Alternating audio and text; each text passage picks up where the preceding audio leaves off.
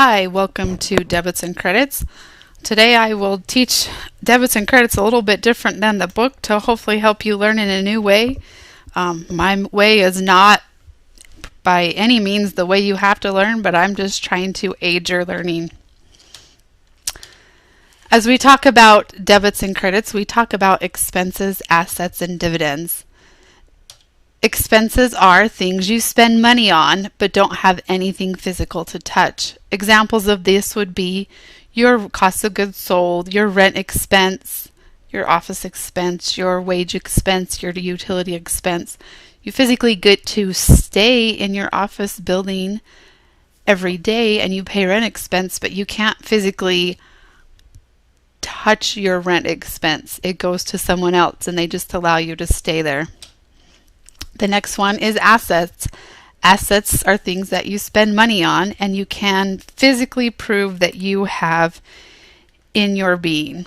So as we think of assets, we think of things like cash. You could go get all your cash out of the bank.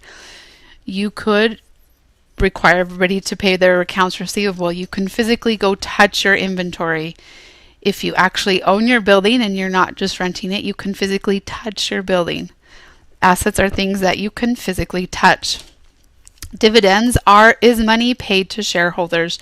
Shareholders are the people that invest in your company, and because they invest in your company, you try to pay them dividends to keep money in your company. So it's common that a shareholder can receive a certain percentage of the money that you make, and you give them a percentage back based on the money they've invested.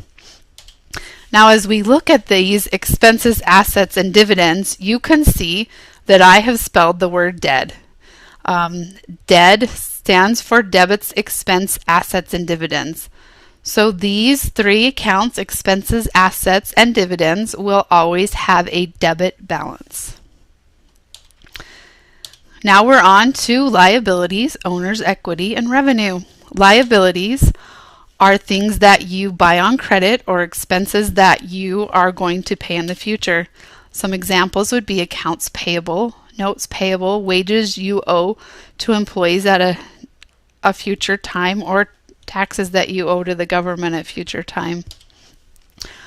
Owner's equity is the money that has been invested or that is left over after all expenses have been paid. So examples would be common stock. That's where we keep track of the money that has been invested by our stockholders. Dividends is the money that we pay out to them. Owner's capital, money that the owners put in, and retained earnings is finally our calculations of all of these items together. Last, we have revenues. Revenue is money that you've earned for the product or service that you have provided. There will be different ways that this will be stated. Some will say sales revenue, others will say service revenue. Some of them will just say sales. Some will say service, and they just expect you to know that that is a revenue. Now, as we look at our liabilities, owner's equity, and revenue, we're going to bring the word credit in. Each time I teach this, I really hope that nobody out there has the name Chlor, because as I'm teaching this has no meaning to anybody that I know. This is just how I learned and how I remember it. So credits, liabilities, owner's equity, and revenue spells Chlor. Liabilities, owner's equity, revenue all have a credit balance. So if we bring this into the T account, we can see that this account has been set up to look like a T.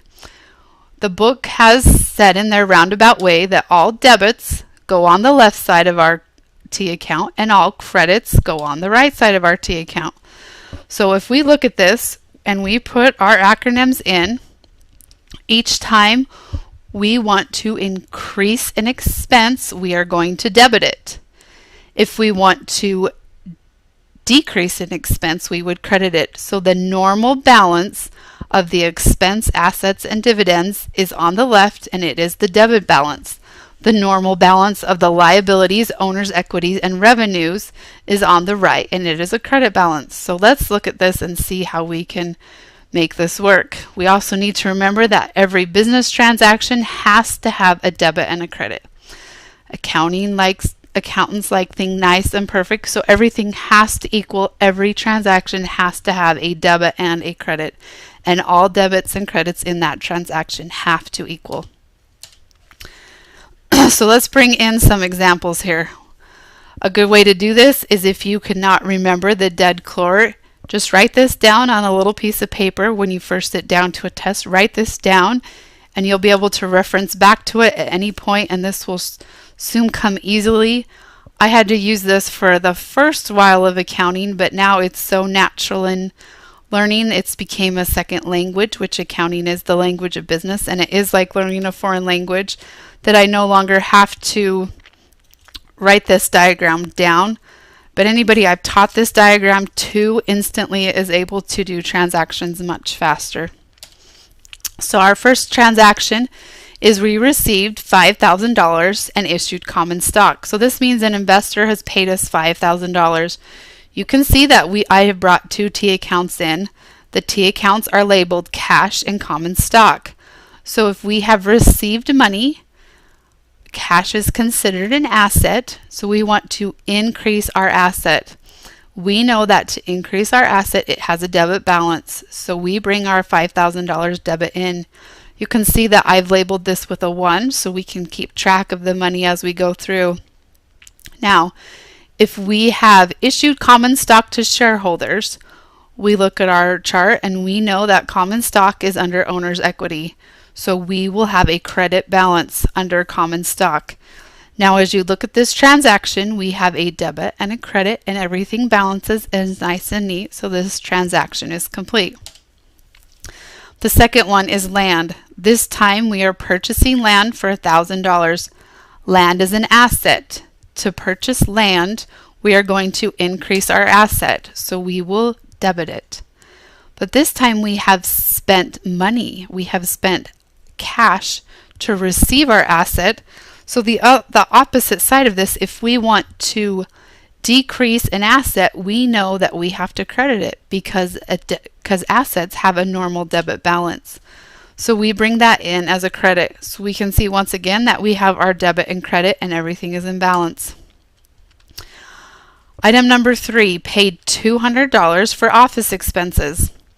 First, we want to look and we see that expenses have a debit balance, so we bring in our debit for office expenses.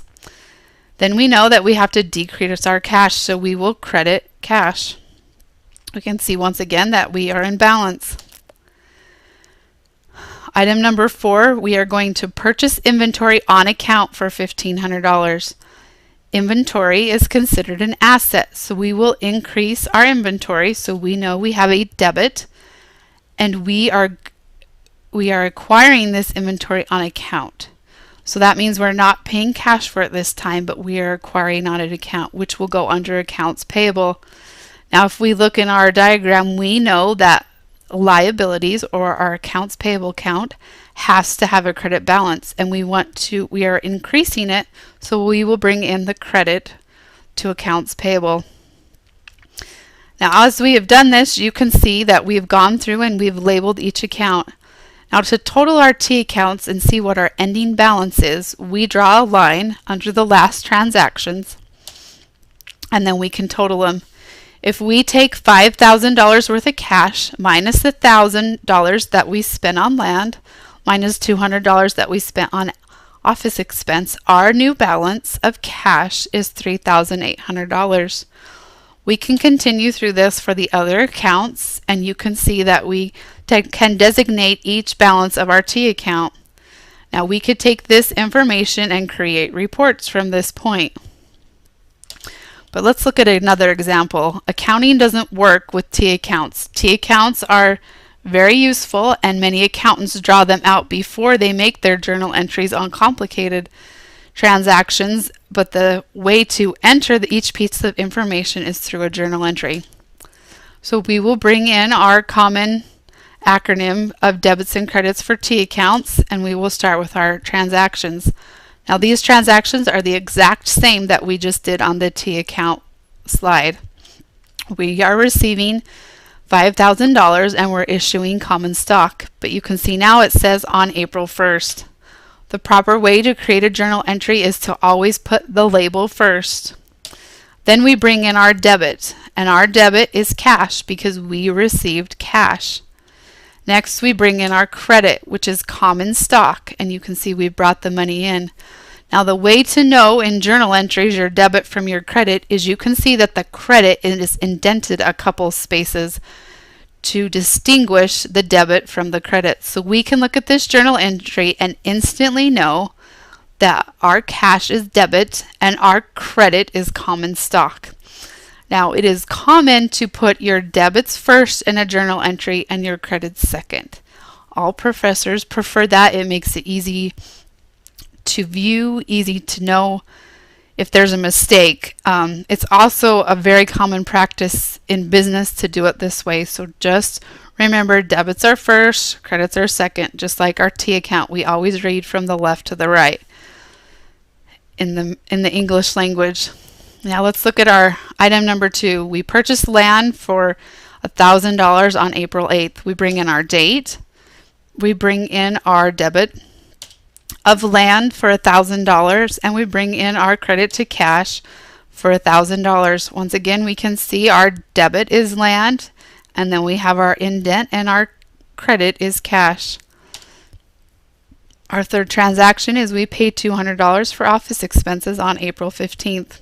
We bring in our date, followed by our debit, which is our office expenses, because we know from our acronym T account that to increase an expense, we need to debit it.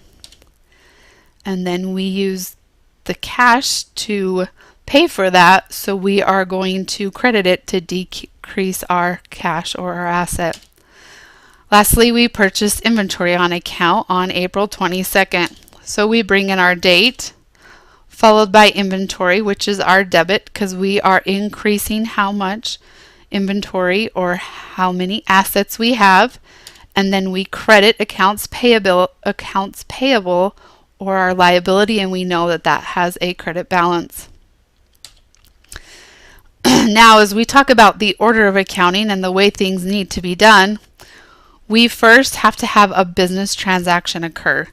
That would be the purchasing of land or the receiving of cash from the common stockholders or the shareholders.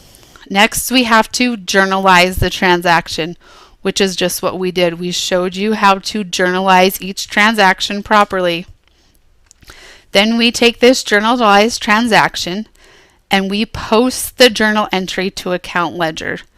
Now, the journal entry or the account ledger looks somewhat like a T account, and it's the same concept, but it's an actual physical ledger that you post to, and you can see examples of this in your book.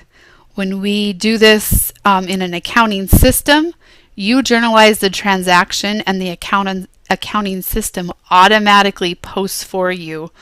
But to allow you to learn how to find mistakes and research, when you learn, we show you the long way of how you have to physically post to your account ledger.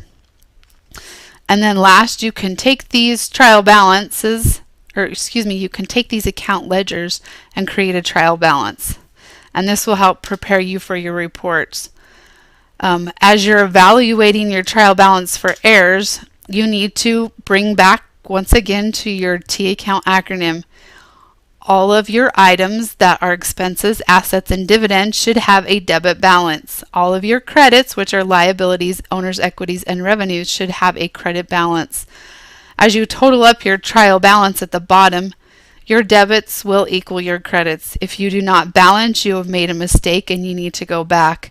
It's a common thing. I worked for a company for a while, and there was a lady there that just didn't understand debits and credits. I don't know how she'd gotten so far in life.